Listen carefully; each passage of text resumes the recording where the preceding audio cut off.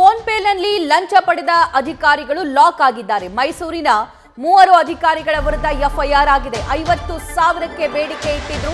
Phone ಪೇನಲ್ಲಿ 5,000ವನ್ನ receive ಮಾಡಿಕೊಂಡಿದ್ರು. ಶ್ರೀನಿವಾಸ್, ಗೋವಿಂದರಾಜು, ಬೆಳ್ತೂರು ಲಂಚಾವತಾರದ ಕಥೆ ಇದು. ಕೋರ್ಟ್ ಆದೇಶವನ್ನ ಉಲ್ಲಂಘಿಸಿ ಜಮೀನು ಪರಭಾರಿಯನ್ನ ಮಾಡಿಕೊಂಡಿರ್ತಾರೆ. ಹಿಂದಿನ ದಾಖಲೆಯನ್ನ ಕಾಪಾಡಿಕೊಳ್ಳೋದಕ್ಕೆ ಲಂಚಕ್ಕೆ ಬೇಡಿಕೆಯನ್ನ ಇಟ್ಟಿರ್ತಾರೆ. HD ಕೋಟೆ ಮಮತಾ ಎಂಬುವರ ಬಳಿ ಲಂಚಕ್ಕೆ ಬೇಡಿಕೆ ಇಟ್ಟಿರ್ತಾರೆ. 50,000 ಕೇಳಿರ್ತಾರೆ, 5,000 ರಿಸೀವ್ ಮಾಡಿಕೊಂಡಿರ್ತಾರೆ. ಫೋನ್ ಪೇನಲ್ಲಿ ಲಂಚ ಸ್ವೀಕರಿಸಿ ಸಿಕ್ಕಿ ಬಿದ್ದಿದ್ದಾರೆ 3 ಅಧಿಕಾರಿಗಳು.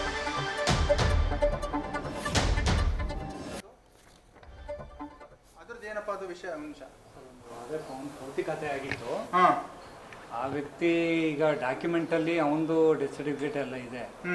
ಆದ್ರೆ ಅವನ ವ್ಯಕ್ತಿ ಬದುಕಿದಾನೆ, ಬೇರೆಯವ್ರಿಗೆ ಖಾತೆ ಮಾಡಿದೆ ಅಂದ್ರೆ ಒಂದು ಟೀಮ್ ಮಾಡ್ಕೊಂಡು ಖಾತೆ ಮಾಡಿದೆ. ಇನ್ನೊಂದು ಯಾವ್ದು ವಿಷಯ? ಎರಡದು ತಮ್ಮ ವಿರುದ್ಧ ಮಮತಾ ಕುಮಾರಿ ಅಂತವ್ರು ಯಾರೋ ಕೇಸ್ ಹಾಕಿರೋದು ಲೋಕಾಯುಕ್ತದಲ್ಲಿ. ಏನ್ ಕೇಸ್ ಹಾಕಿದಾರಂತೆ? ಲೋಕಾಯುಕ್ತದಲ್ಲಿ ನಿಮ್ ವಿರುದ್ಧ FIR ಆಗಿದೆ. FIR ಆಗಿದೆ ಅಂತ ಬರ್ಲಿ. FIR ಆದ್ಮೇಲೆ ಅದೇನಿರ್ತದ ನೋಡೋಣ. ಅಲ್ಲ, ಅದ್ರದ್ದು ಕೊಡಕ್ ಬರಲ್ಲ ಬಿಡಿ. ನನಗೆ ಅದು ಮಾಹಿತಿನೇ ಗೊತ್ತಿಲ್ವಲ್ಲ. ಅದನ್ನ ನಿಮ್ಮ ಮೇಲೆ FIR ಆಗಿರೋದು ನಂಗೆ ಗೊತ್ತಿಲ್ಲ ನನಗೆ. ಮಮತಾ ಕುಮಾರಿ, GN ನಿಂಗೇಗೌಡ ಅವರು ಚಾಮುಂಡೇಶ್ವರಿ ದೇವಸ್ಥಾನಕ್ಕೆ ಸಂಬಂಧಪಟ್ಟಂತೆ ನೀವು ಫೋನ್ ಪೇ ಮತ್ತೆ ಗೂಗಲ್ ಪೇ ಮೂಲಕ ದುಡ್ಡನ್ನು ಪಡೆದಿದ್ದೀರಿ ಅಂತ ಹೇಳಿ ಅವರ ಆರೋಪಕ್ಕೆ ಸಂಬಂಧಪಟ್ಟಾಗೆ FIR ಆಗಿದೆ ಲೋಕಾಯುಕ್ತ. ಅಲ್ಲ, FIR ಆಗ್ಲಿ, ನನ್ಗೆ ಅದ್ರ ಬಗ್ಗೆ ಏನು ನಮ್ಗೆ ಮಾಹಿತಿ ಬಂದಿಲ್ಲ.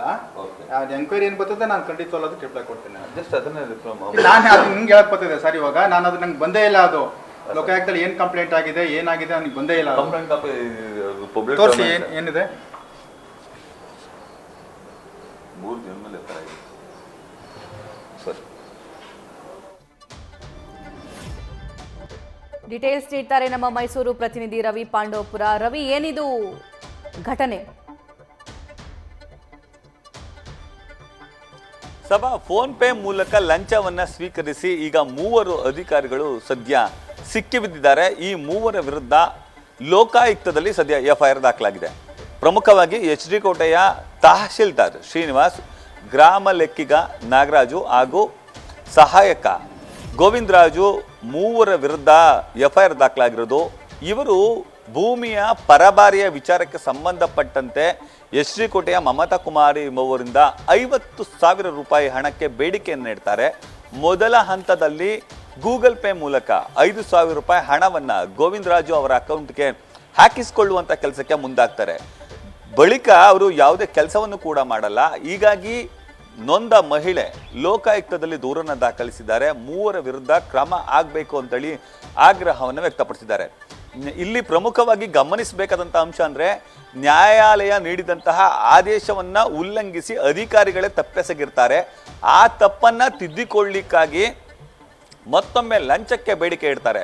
ಅದರಲ್ಲೂ ಪ್ರಮುಖವಾಗಿ ಗೋವಿಂದರಾಜು ಹಾಗೂ ನಾಗರಾಜು ಇವರಿಬ್ಬರು ತಹಶೀಲ್ದಾರ್ ಅವರಿಗೆ ಹಣ ಕೊಡಬೇಕು ಅಂತೇಳಿ ಹೇಳಿರುವಂತಹ ಘಟನೆ ಕೂಡ ನಡೆದಿದೆ. ಈ ಸಂಬಂಧ ಮಮತಾ ಕುಮಾರ್ ಅವರು ನ್ಯಾಯಾಲಯದಲ್ಲೂ ಕೂಡ ದಾವೆಯನ್ನ ಹೂಡಿದ್ದಾರೆ. ಇನ್ನು ಈ ಸಂಬಂಧ ಮಮತಾ ಕುಮಾರಿ ಅವರು ಯಥಾಸ್ಥಿತಿ ಕಾಪಾಡಿ ಅಂತ ಹೇಳಿದ್ರು ಕೂಡ ಕಾಪಾಡ್ತಿಲ್ಲ ಅಂತ ಹೇಳಿ ಪದೇ ಪದೇ ಕಚೇರಿಗೆ ಅಲಿತಿದ್ರು ಕೂಡ ಅವರಿಗೆ ಸಕಾರಾತ್ಮಕವಾಗಿ ತಹಶೀಲ್ದಾರ್ ಆದಿಯಾಗಿ ಇಲ್ಲಿನ RI ಮತ್ತು ರೆವಿನ್ಯೂ ಇನ್ಸ್ಪೆಕ್ಟರ್ಗಳು ಸೇರಿದಂತೆ ಹಲವು ಅಧಿಕಾರಿಗಳು ಸ್ಪಂದಿಸಿಲ್ಲ. ಈ ಕಾರಣಕ್ಕಾಗಿ ಸದ್ಯ ಈಗ 3 ವಿರುದ್ಧ FIR ಅನ್ನು ದಾಖಲಿಸುವಂಥ ಕೆಲಸಕ್ಕೆ ಮಮತಾ ಕುಮಾರಿ ಅವರು ಮುಂದಾಗಿದ್ದಾರೆ. ಅದರಲ್ಲೂ ಪ್ರಮುಖವಾಗಿ HD ಕೋಟೆ ತಹಶೀಲ್ದಾರ್ ಶ್ರೀನಿವಾಸ್, ಅಂತರ ಸಂತರ ನಾಡ ಕಚೇರಿಯ ರೆವಿನ್ಯೂ ಇನ್ಸ್ಪೆಕ್ಟರ್ ಗೋವಿಂದರಾಜು, ಬೆಳ್ತೂರು ಗ್ರಾಮ ಲೆಕ್ಕಿಗ ನಾಗರಾಜು ಈ 3 ವಿರುದ್ಧ ಸದ್ಯ FIR ದಾಖಲಾಗಿದೆ.